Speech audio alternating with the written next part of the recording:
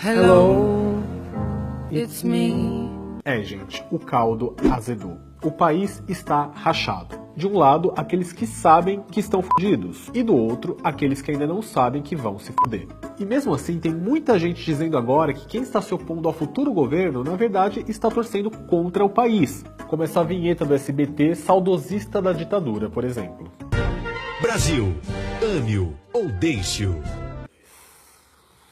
Todo mundo sabe que o Bolsonaro é um homem que sempre demonstrou desprezo pela democracia, pelos direitos humanos, pelos LGBTs, etc, etc, etc. E que antes de ser eleito prometeu varrer do país a oposição, dentre outras aberrações. Mas na melhor das hipóteses, pode ser que ele faça exatamente aquilo que ele fez durante 30 anos como deputado. Ou seja, nada. O problema é que ele já está fazendo aquilo que se esperava. A começar pela escolha dos seus ministros e da equipe de transição, que está deixando muito dos seus eleitores #chateados.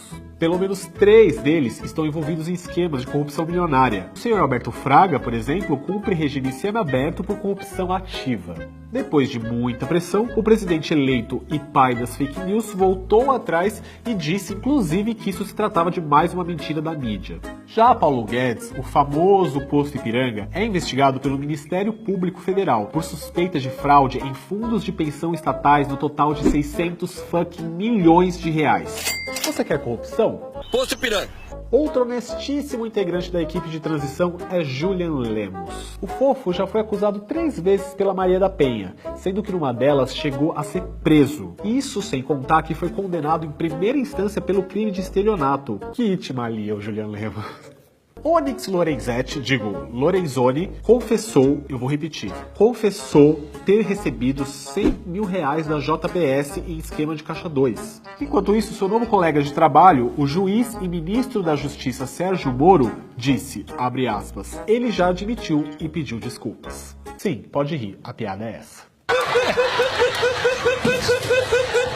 E falando em Moro, parece que ele é bem flexível quando o assunto é Caixa 2, né? Bom, para mim, até o corrupção para financiamento ilícito para eleitoral é pior do que para enriquecimento ilícito.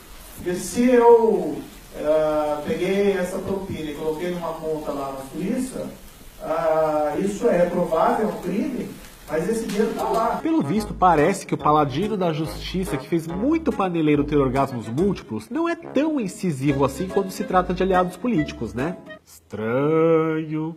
E por fim, o mais bizarro, o pastor e fiscal de c... Magno Malta, que depois de puxar o saco do Lula, da Dilma, do Temer e agora do Bolsonaro, coerência mandou beijos, está cotado para chefiar um suposto Ministério da Família. Você bate cabelo e eu bato na sua cara.